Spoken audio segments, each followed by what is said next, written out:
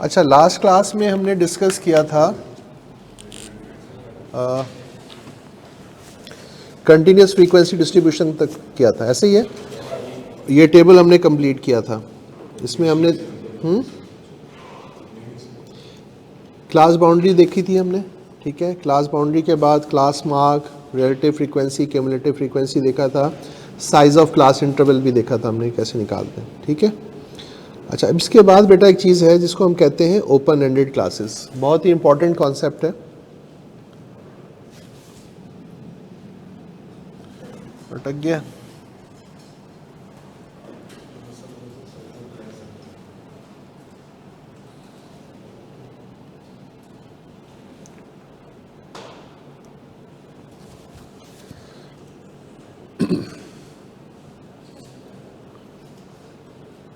क्या हो गया, क्यों अटक गया?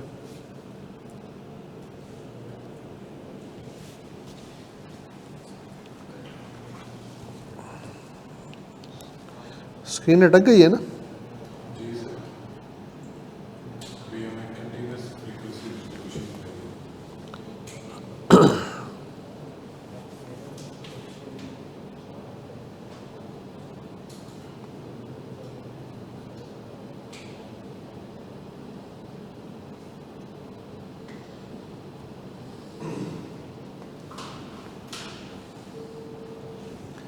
एक मिनट बेटा, ज़रा रुकना है, मैं इधर इसको चेक कर लूँ क्या प्रॉब्लम आ रहा है।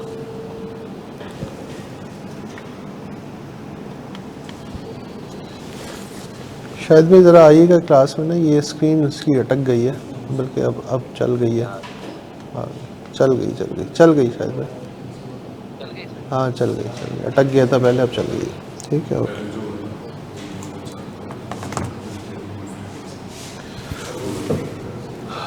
ओके बेटा,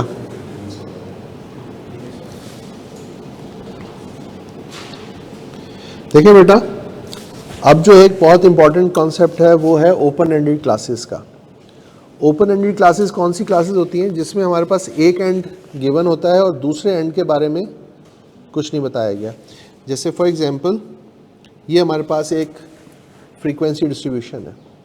इस फ्रीक्वेंसी डिस्ट्रीब्यूशन में अगर आप पहली क्लास पे नज़र डालें तो वहाँ लिखा हुआ है बिलो 110। इसका मतलब है, वो कहता है 110 से नीचे जितनी भी वैल्यूज़ हैं वो सब इस क्लास में आ रही हैं।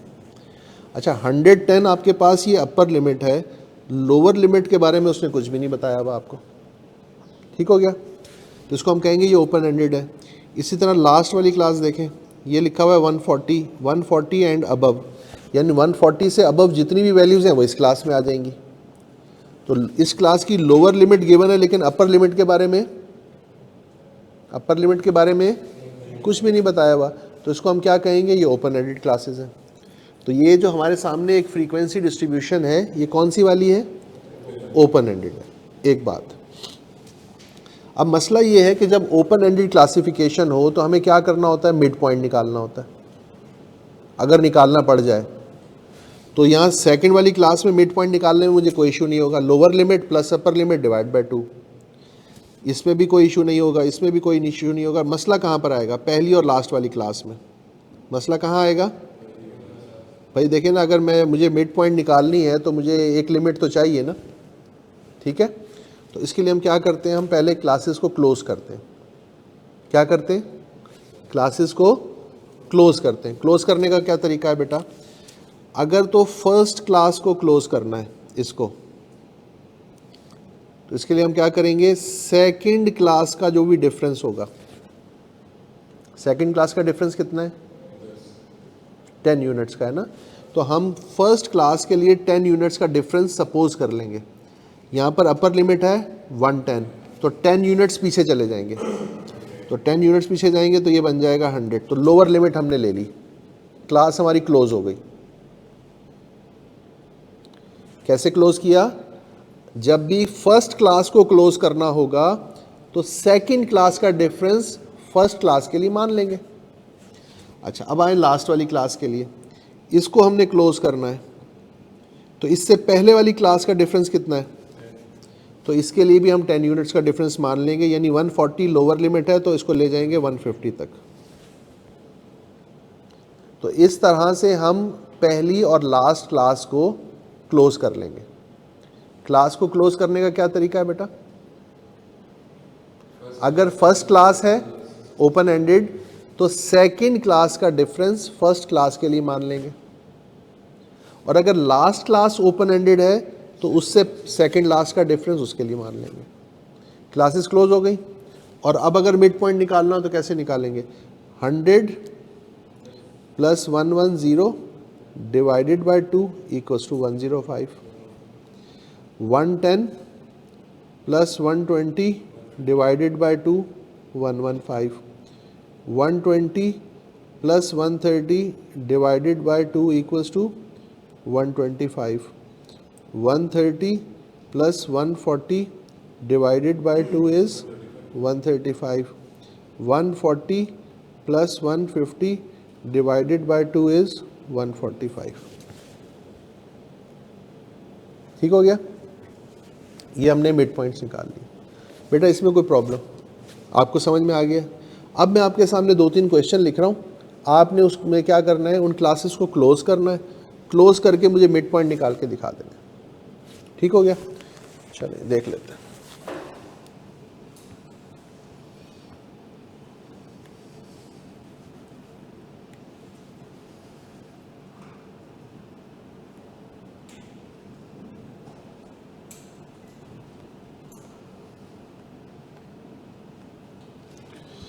ओके जी, क्वेश्चन नंबर 1 बेटा।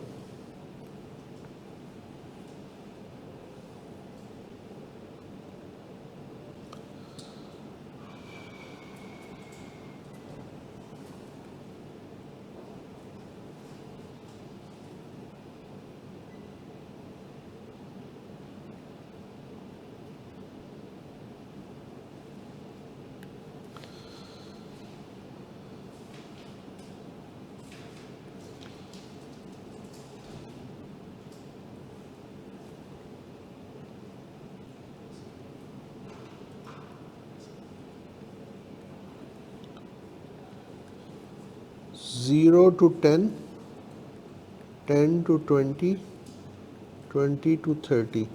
आपने क्या करना है, आपने बेटा मुझे इसका मिड पॉइंट निकाल के दिखा देना है बस। ठीक है? Question number 2।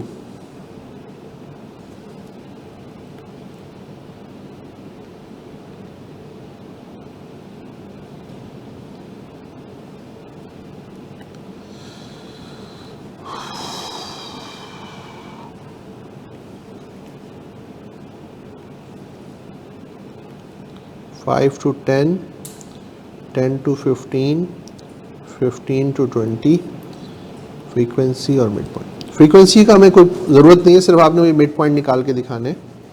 और इसी तरह बेटा क्वेश्चन नंबर 3।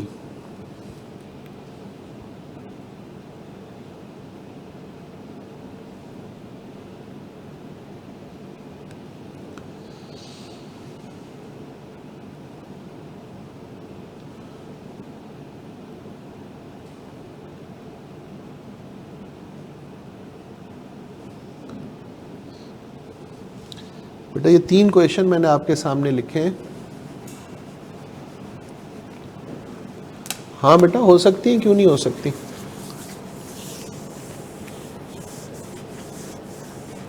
आपने इन तीनों केसेस में मुझे मिड पॉइंट निकाल के दिखा देना।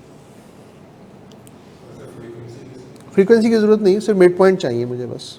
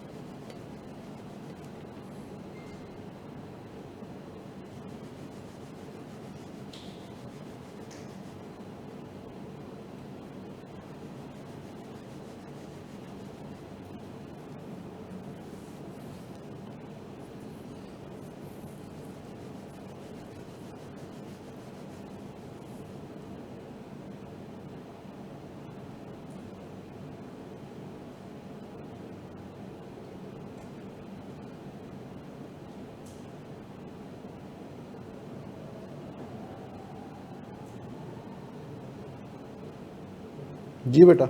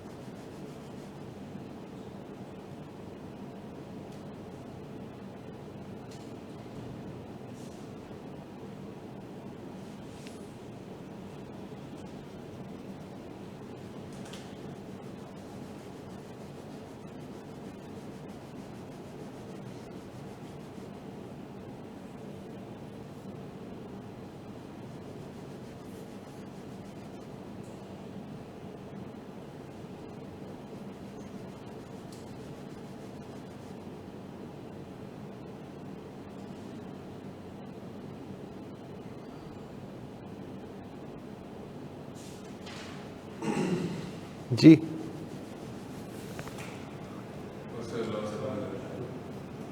हाँ बेटा, हो सकती हैं, क्यों नहीं हो सकती।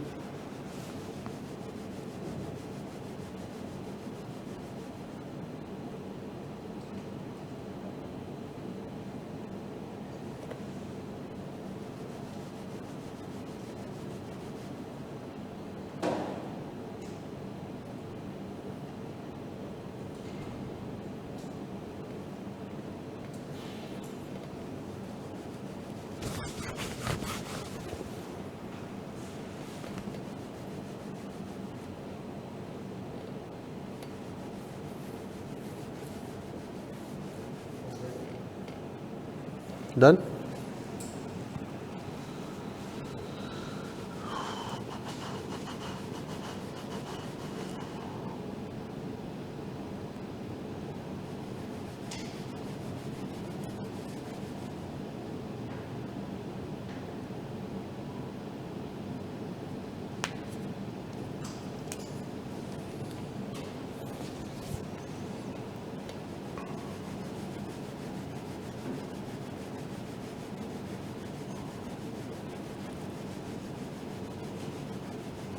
जी बेटा।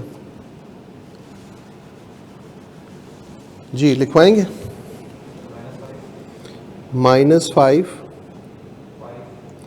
5, 15, 25, ठीक हो गया। सेकंड वाले का 2.5, 7.5, 12, 12.5, 17.5। जी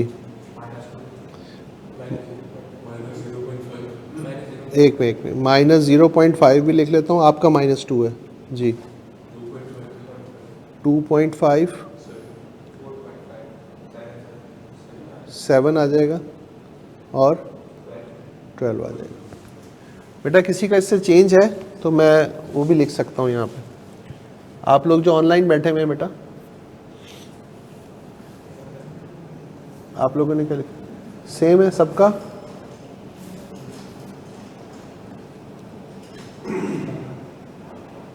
ओके चलें जी। हम लोगों ने ये देखा था कि भी हमने कहा कि क्लास जब ओपन एंडेड होती है तो सबसे पहला काम हम क्या करते हैं, क्लास को क्लोज करते हैं। क्लास को क्लोज करने का तरीका क्या है कि हम कहा कि जो सेकंड क्लास का डिफरेंस है उसको फर्स्ट क्लास के लिए मानेंगे। तो जब हम क्वेश्चन नंबर 1 पर आते हैं तो हमें सेकंड क्लास का डिफरेंस मिल रहा है 10 यूनिट्स का। तो हम क्या करेंगे, पहली क्लास के लिए भी 10 यूनिट्स का डिफरेंस लेंगे। पहली क्लास की अपर लिमिट है 0। बेटा ये लिखा हुआ है -0.5, ठीक है। अभी चेक करते हैं इसको। तो बेटा ये बना -10 to 0। तो -10 + 0 डिवाइड बाई 2,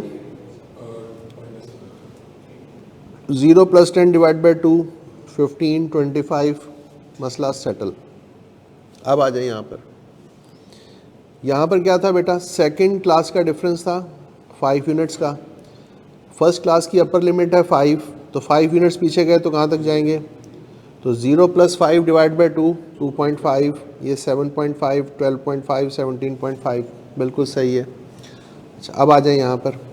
यहाँ पर जब आते हैं तो यहाँ पर पहली क्लास लिखी हुई है लेस देन 1, सेकंड क्लास का डिफरेंस कितना है 3 का, तो 3 यूनिट्स पीछे जाना चाहिए, तो हम लिखेंगे 0। ये वाली बात है कि ये कैसे, हाँ पहले 0 आएगा, फिर -1 आएगा, फिर -2 आएगा। Very good. एज कब नेगेटिव होती है?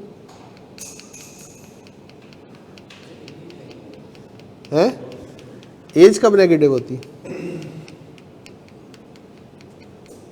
होती है? फिर आप लोगों ने कैसे लिख ली? नहीं तो सर फिर 3 का डिफरेंस कैसे लें?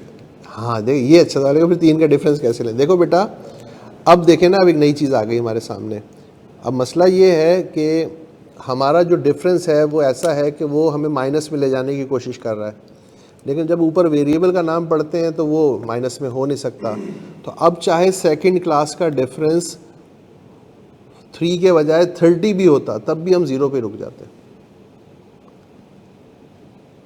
समझ में आ रही बात?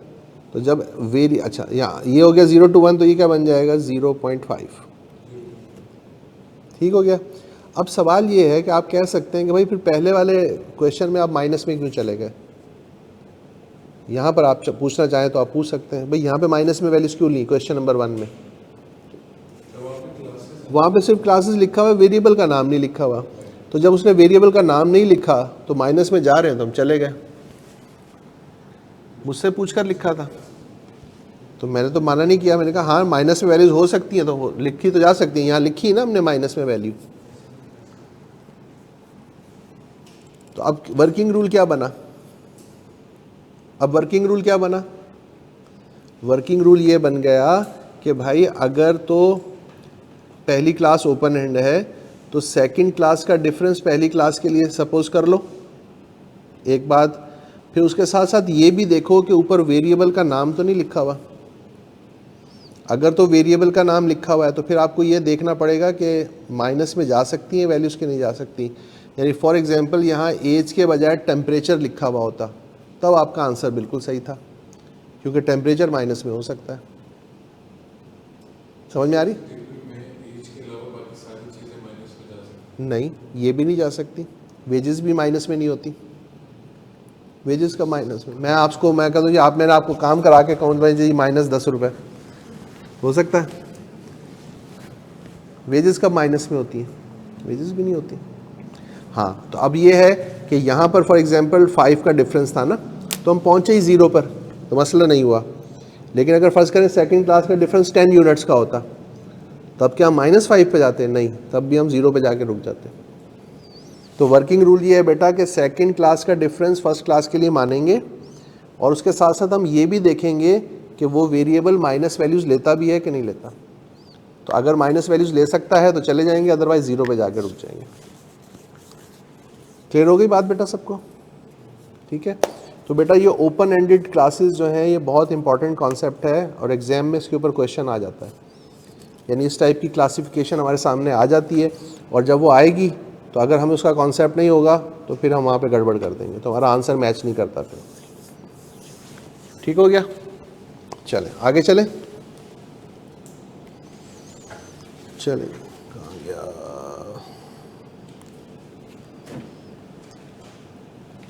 अब है बेटा उसके बाद हमारे पास क्यूमुलेटिव फ्रीक्वेंसी डिस्ट्रीब्यूशंस। क्या है? इससे पहले क्या बनाई थी? Frequency distribution, normal frequency distribution. अब हम किसकी बात करने जा रहे हैं? क्यूमुलेटिव फ्रीक्वेंसी डिस्ट्रीब्यूशंस की।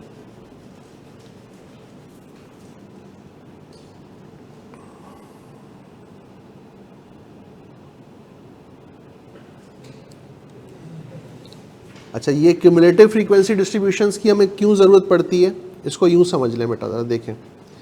ये हमारे सामने एक नॉर्मल फ्रीक्वेंसी डिस्ट्रीब्यूशन है। अगर मैं आपसे ये पूछूं कि बेटा 40 से बिलो, 40 से लेस नंबर ऑफ ऑब्जर्वेशंस क्या हैं? अगर मैं आपसे ये पूछूं कि 40 से लेस नंबर ऑफ ऑब्जर्वेशंस क्या हैं, तो क्या आप मुझे आंसर कर सकते हैं? कर सकते हैं, क्यों नहीं कर सकते? ये देखो 40 से लेस, 40 से,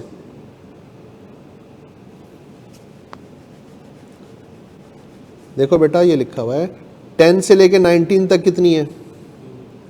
20 से लेके 29 तक कितनी है? 30 से लेके 39 तक कितनी है? तो बेटा 40 से 49 तक 10 है, तो इसका मतलब है यहाँ से 40 अबव है, 40 से बिलो की जब बात करूँगा तो ये वाली वैल्यूज़ है ना, बोले ठीक है। तो 40 से लेस कौन कौन सी वैल्यूज़ हैं? 7 है, 4 है और 2 है, तो कलेक्टिवली कितनी हो गई? 13। तो आपका आंसर होगा 13। अगर मैं आपसे पूछूं बेटा 39 से अबव कितनी है? 39 से अबव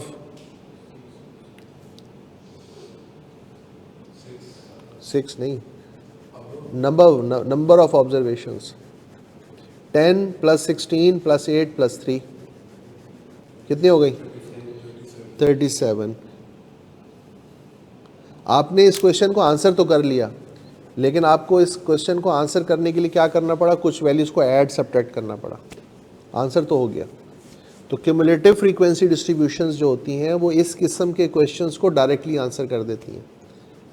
यानी अगर मैंने क्यूमुलेटिव फ्रीक्वेंसी डिस्ट्रीब्यूशन बनाई होती इसी डाटा के लिए, तब मुझे इस क्वेश्चन को आंसर करने के लिए किसी वैल्यूज़ को प्लस माइनस करने की ज़रूरत नहीं थी, मैं डायरेक्ट देख के बता सकते थे कि इसका आंसर ये है। अब आते हैं ज़रा से इसकी तरफ। तो बेटा क्यूमुलेटिव फ्रीक्वेंसी डिस्ट्रीब्यूशंस दो तरह की होती हैं। एक है जिसको हम कहते हैं less than cumulative frequency distribution, और एक है जिसको हम कहते हैं more than cumulative frequency distribution. पहले वाली जो है लेस देन वाली, ये मुझे बताती है कि किस वैल्यू से कम टोटल ऑब्जर्वेशंस कितनी है, और दूसरी वाली मुझे बताती है इस वैल्यू से आगे कितनी है। जैसे मैंने दो क्वेश्चन पूछे थे ना, पहले में मैंने पूछा था 40 से कम कितनी है, और दूसरे में मैंने पूछा था 39 से ऊपर कितनी है। अच्छा, अब ये कैसे बनेगी ज़रा इसको देखो। ये बेटा हमारे पास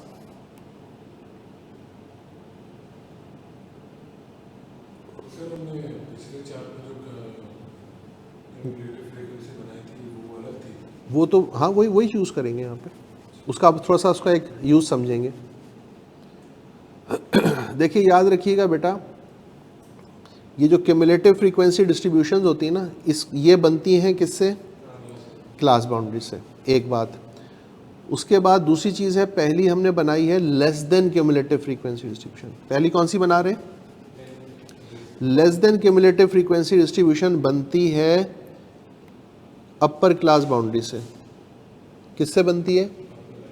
जब मुझे बनाना हो less than cumulative frequency distribution, तो मैं कौन सी क्लास बाउंड्रीज यूज़ करूँगा? Upper class boundary. तो बेटा यहाँ मैं लिखूँगा less than first upper class boundary, less than second class boundary, less than 39.5, less than 49.5, less than 59.5, less than 69.5, less than 79.5। लिख लिया मैंने। और उसके बाद यहाँ पे क्या लिखा हुआ है बेटा? CF का मतलब क्यूमुलेटिव फ्रीक्वेंसी। तो बेटा first frequency as it is. फिर क्या करते थे? इस 2 में किसको ऐड करेंगे? तो 2 + 4 = 6। फिर इस 6 में किसको ऐड करेंगे? 6 + 7 = 13। फिर 13 + 10 23, 23 + 16, और फिर 39 + 8, और फिर 47 + 3 = 50। ठीक हो गया बेटा? अब देखें, उस वक्त मैंने आपसे पूछा था लेस देन 40, क्या आंसर आया बेटा? अच्छा, दूसरी हमारे पास कौन सी है? More than cumulative frequency distribution. More than, उसके लिए हम क्या यूज़ करते हैं बेटा? Lower class boundaries. ठीक है, कैसे लिखेंगे? ये देखें बेटा, 9.5 और more, 19.5 or more, 29.5, 39.5, 49.5, 59.5, 69.5 और more। ठीक है। अब भी हम क्यूमुलेटिव फ्रीक्वेंसी बनाएंगे, लेकिन अब ज़रा डिफरेंट तरीके से बनाएंगे। ठीक है। सबसे पहले देखें फ्रीक्वेंसी का टोटल कितना है। ये देखो, ये मैंने लिख दिया 50। मोर देन में हम इस तरह से चलेंगे। सबसे पहले आएगा फ्रीक्वेंसी का टोटल। अब इस टोटल में से हम पहली फ्रीक्वेंसी को माइनस करेंगे, 48। और अब इस 48 में से हम सेकंड फ्रीक्वेंसी को माइनस करेंगे, और अब इस 44 में से हम नेक्स्ट फ्रीक्वेंसी को माइनस करेंगे, और फिर इस 37 में से नेक्स्ट वैल्यू को माइनस करेंगे, और फिर इस 27 में से नेक्स्ट वैल्यू को माइनस करेंगे। क्या आएगा? 11। अब इस 11 में से नेक्स्ट वैल्यू, तो बेटा यहाँ पे जो फाइनल वैल्यू है और यहाँ पर जो फाइनल वैल्यू है ये बराबर आनी चाहिए। अगर ये वैल्यूज़ बराबर आ रही हैं तो इसका मतलब है आपने सही सब्ट्रैक्ट किया। अच्छा, अब इसको ज़रा समझते हैं कि ये हमने जो बनाया है ये हमें क्या क्या कुछ बता रहा है। लेस देन वाले में क्या बता रहा है और मोर देन वाले में क्या बता रहा है। देखो, जब हम ये कहते हैं ना less than cumulative frequency distribution, मिसाल के तौर पर मैं कहता हूँ लेस देन 39.5, तो मेरा आंसर है 13। यानी 39.5 से पहले नंबर ऑफ ऑब्जर्वेशंस कितनी है? ये 2 भी है, ये 4 भी है, ये 7 भी है। अगर मैं कहूँ लेस देन 49.5 तो मेरा आंसर है, यानी मैं कहता हूँ 10 + 7 + 4 + 2 एंड सो ऑन। अच्छा, जब मैं मोर देन पे आता हूँ तो मोर देन में मैं कैसे चलाऊँ? मैंने पहली वैल्यू क्या लिखी है? 9.5 और मोर। तो बेटा देखो, मेरा डाटा स्टार्ट कहाँ से हो रहा है? कहाँ से हो रहा है? 9.5 से हो रहा है। तो 9.5 से अबव सारी की सारी वैल्यूज़ हैं। इस डाटा के अंदर जितनी भी ऑब्जर्वेशंस हैं वो सब की सब किससे आगे हैं? 9.5 से आगे हैं। इसलिए मेरा आंसर यहाँ पर 50 है, जो कि टोटल था फ्रीक्वेंसी का। इसमें अब हम कह रहे हैं कि भाई 9.5 से आगे कितनी है? हम कहेंगे सारी की सारी वैल्यूज इससे आगे। अच्छा, फिर अगली वैल्यू देखें, ये क्या लिखा हुआ है भाई? 19.5 से आगे कितनी है? ये देखो मेरा बेटा, इसको यूं समझो, इसको मैं ज़रा क्लियर कर लूँ ताकि नज़र आए आपको सही तरीके से। ये देखो बेटा, इस 9 यानी यहाँ पे जब मैं लिख रहा हूँ ना 19.5, इससे आगे कितनी है? तो बेटा ये सब की सब उससे आगे हैं सिवाय इसके। इसलिए देखें 50 में से 2 को माइनस किया हुआ मैंने। ठीक है, यहाँ पे मैं क्या लिख रहा हूँ? 29.5 से आगे कितनी है? तो बेटा 29.5 से आगे ये देखो, ये है 29.5। तो ये वाली सारी वैल्यूज आगे हैं सिवाय इन दोनों को छोड़कर। बोलो ना। तो ये देखो, वही 44 है ना, 4 + 2 6, 50 में से 6 निकाल दो, 44 आंसर। अब समझ में आ रहा है कि कैसे आगे और पीछे की हम बात कर रहे हैं? बेटा इसको नोट कर लें, फिर हम आगे चलते हैं। ये बना लें एक दफ़ा अपने पास दोनों।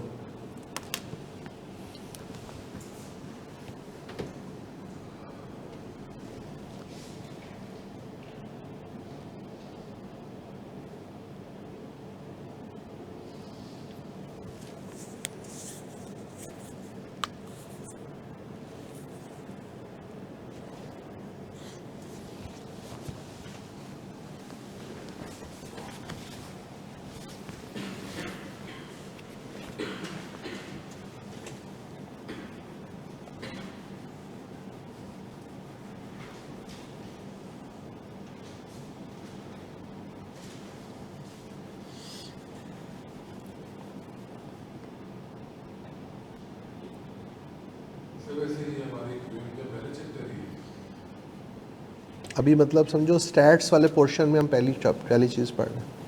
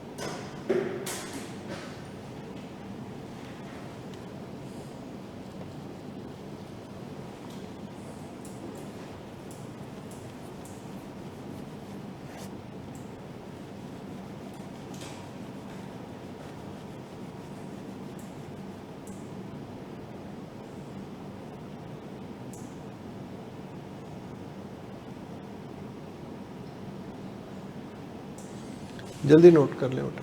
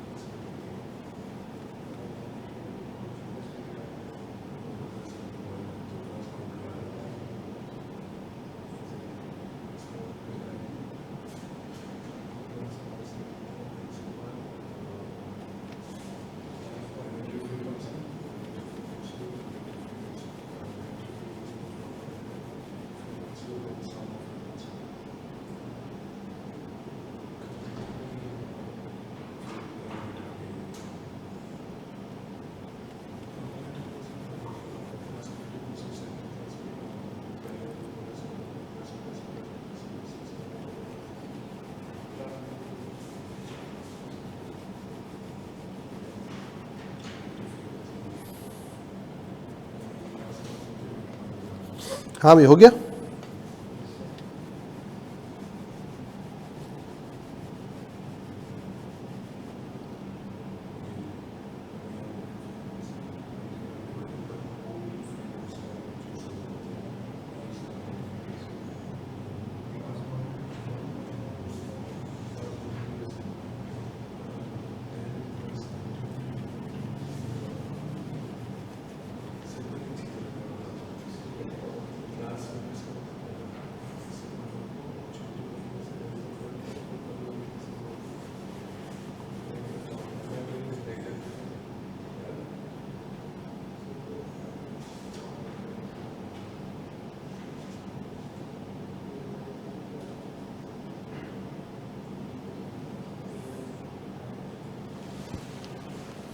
हाँ भाई, डन।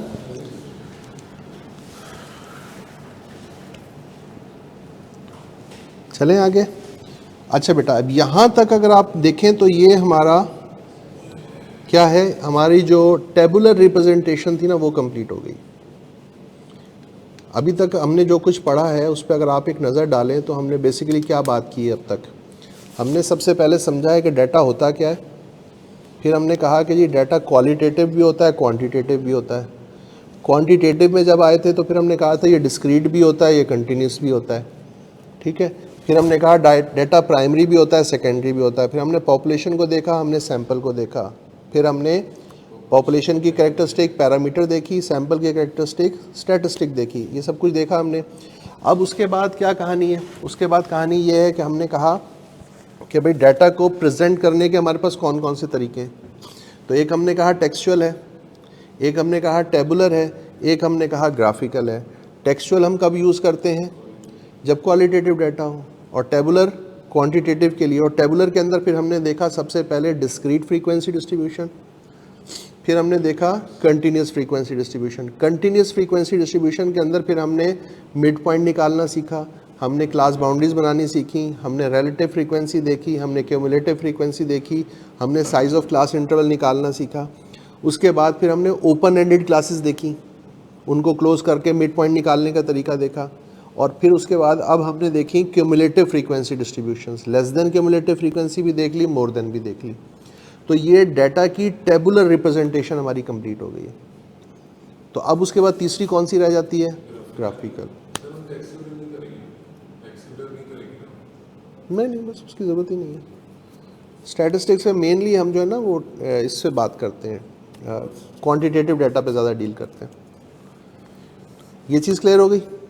अच्छा, अब हमें क्या करना है, अब हम जा रहे हैं ग्राफिकल रिप्रेजेंटेशन की तरफ, डायग्राम्स की तरफ। तो सबसे पहली चीज़ जो इसमें हम देखने जा रहे हैं वो है बार चार्ट्स। बार चार्ट के बारे में जो पहली बात हम किसी को बता सकते हैं वो क्या है कि ये वन डायमेंशनल डायग्राम्स है। वन डायमेंशनल डायग्राम का मतलब ये ऐसी डायग्राम्स हैं जिसमें हम एक एक्सिस पर स्केल करते हैं और दूसरे एक्सिस पर जस्ट लेबल्स होते हैं। स्केल तो समझते हैं ना आप लोग, कोई पढ़े बैठे हैं प्री इंजीनियरिंग वाले बच्चे, प्री इंजीनियरिंग वाले कौन कौन है, आप हैं, आप हैं, आप। तो आप लोगों ने ग्राफ वगैरह तो बनाए ही होंगे कभी ज़िंदगी में। तो उसमें क्या होता है, जब आप स्केल करते हैं, कोई चीज़ शो करनी होती है तो उसको स्केल के थ्रू बताते हैं, ऐसा है ना। तो जब हम यहाँ पर ये डायग्राम्स बना रहे होते हैं, तो जब हम कहते हैं ये वन डायमेंशनल डायग्राम है, तो वन डायमेंशनल डायग्राम का मतलब क्या होता है कि इसमें एक एक्सिस पर स्केल होता है और दूसरे एक्सिस पर जस्ट लेबल्स होते हैं। अच्छा, अब इसके अंदर हम सबसे पहले बात कर रहे हैं किसकी, सिंपल बार चार्ट की। सिंपल बार चार्ट के बारे में जो पहली बात हमने याद रखनी है, बनाने तो नहीं है हमने ये, लेकिन हमने इसके बारे में दो तीन मोटी मोटी बातें याद रखनी है। और वो क्या है, सबसे पहली चीज़ हमें जो इसके बारे में याद रखनी है बेटा वो ये है कि सिंपल बार चार्ट हम यूज़ करते हैं किसी सिंगल कैरेक्टरिस्टिक को दिखाने के लिए।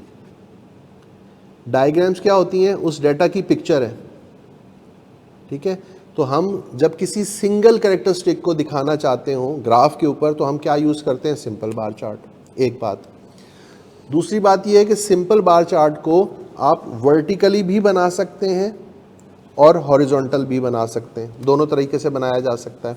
यानी इसको इस तरह भी बनाया जा सकता है,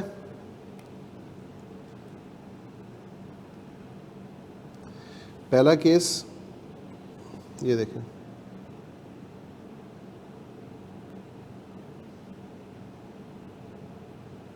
दूसरा केस इस तरह भी बनाया जा सकता है।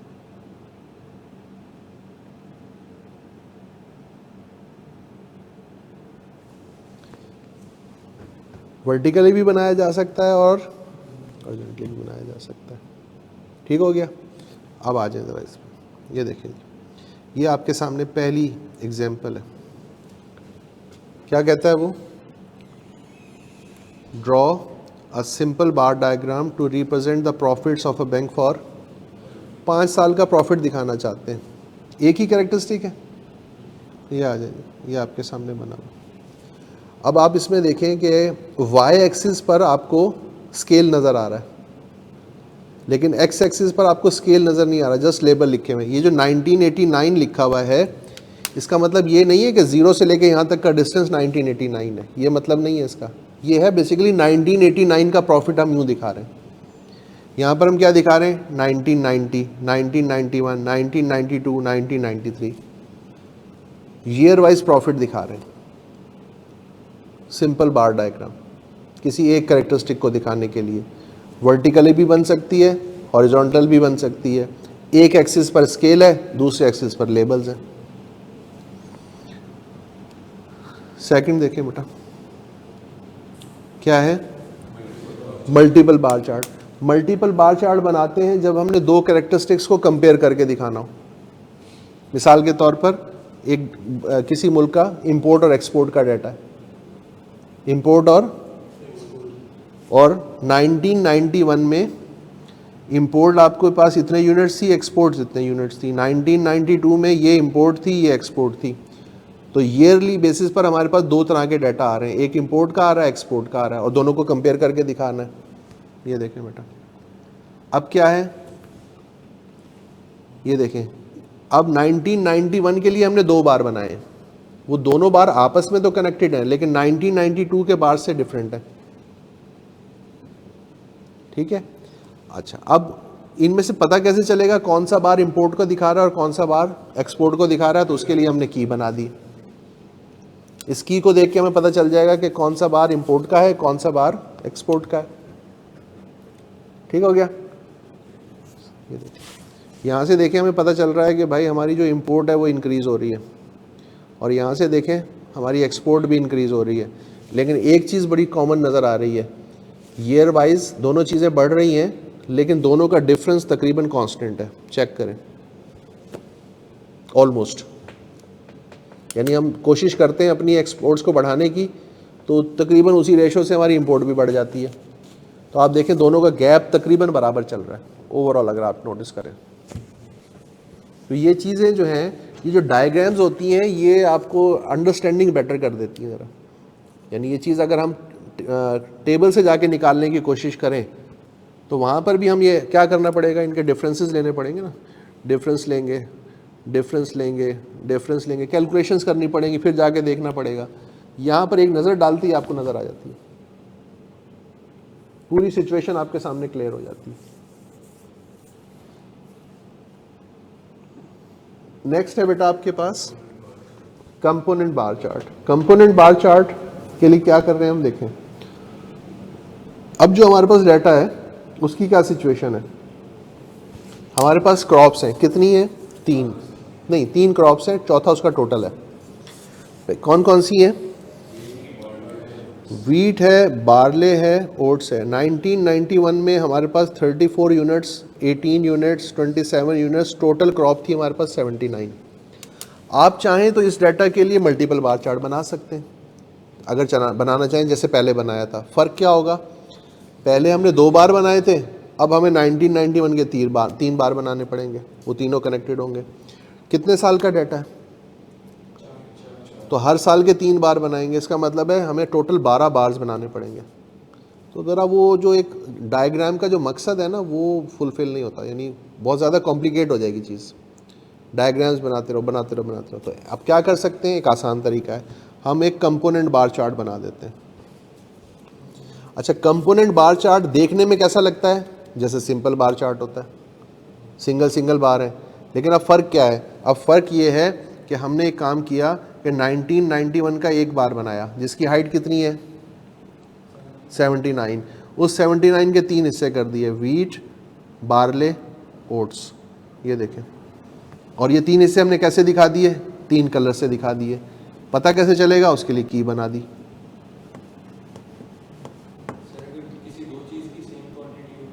कोई बात नहीं, मतलब तब भी कलर से तो फर्क। मल्टीपल बार चार्ट में लिखा तो उसको ऐसे भी बना सकते हैं। हाँ, बना सकते हैं।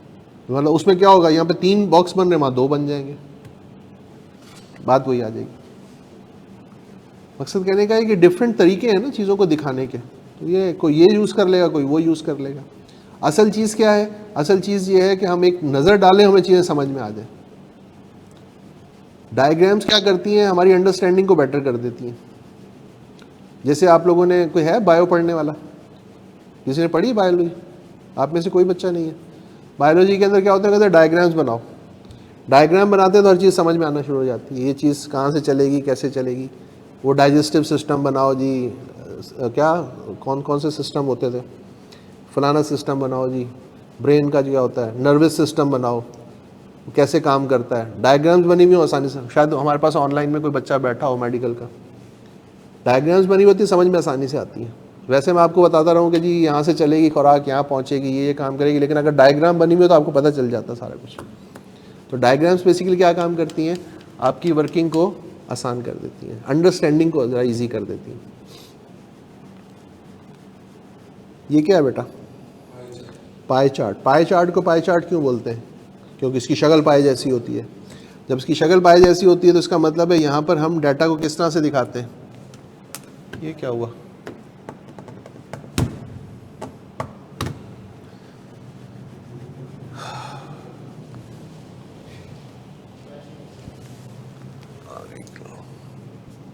एक तो आज इंटरनेट का भी इशू आ रहा है, सब बारिशों की वजह से थोड़ा बहुत इशू तो है। क्लास खत्म करने से हैं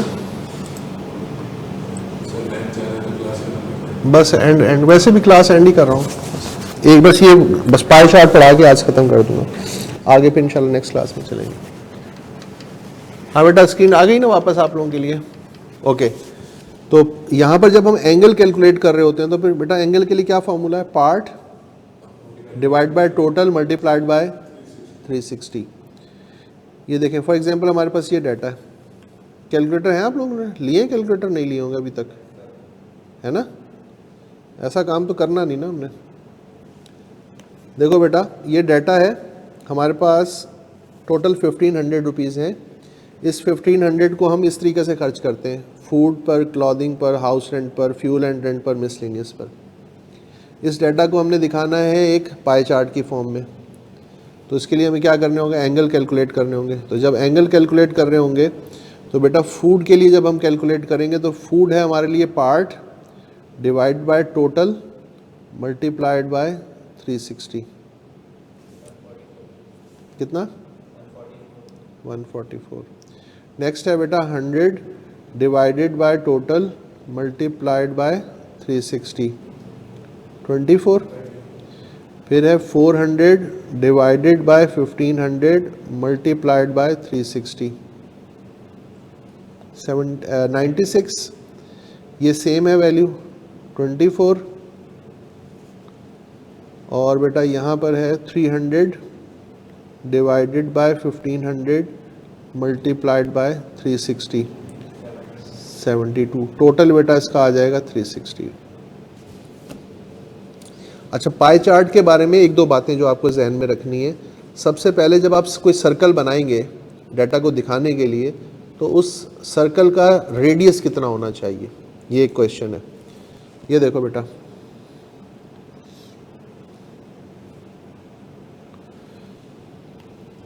we draw a circle with radius square root of the total.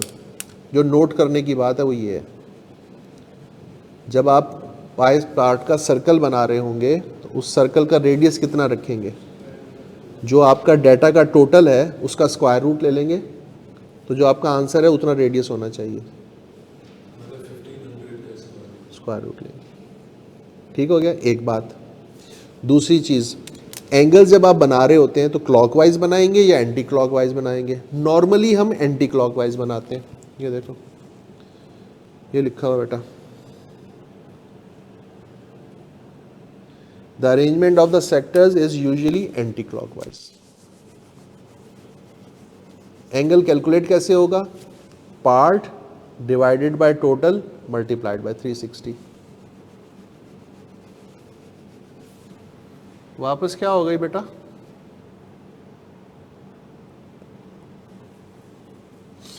अच्छा ठीक है बेटा। और ये देखें ये हमारे पास एक पाई चार्ट बना हुआ सर्कल है, ठीक है। अब अगेन इसकी भी हमने यहाँ पे की बना ली है।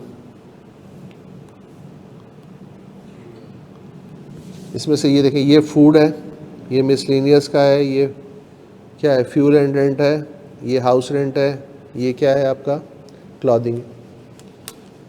कलर से लिख सकते हैं, इस तरह नाम लिख सकते हैं, कलर दे सकते हैं, कुछ भी कर सकते हैं। ये सब की सब क्या कहलाती हैं बेटा? वन डायमेंशनल डायग्राम्स हैं। ठीक है, कल इंशाल्लाह जो अपनी नेक्स्ट क्लास होगी उसमें फिर हम शुरू करेंगे, इंशाल्लाह, और वो होगा आपका 2 डायमेंशनल डायग्राम्स, और आगे चलेंगे। ठीक है, चलें, अपना बहुत ख्याल रखिएगा। अल्लाह हाफिज़। अल्लाह हाफिज़ बेटा।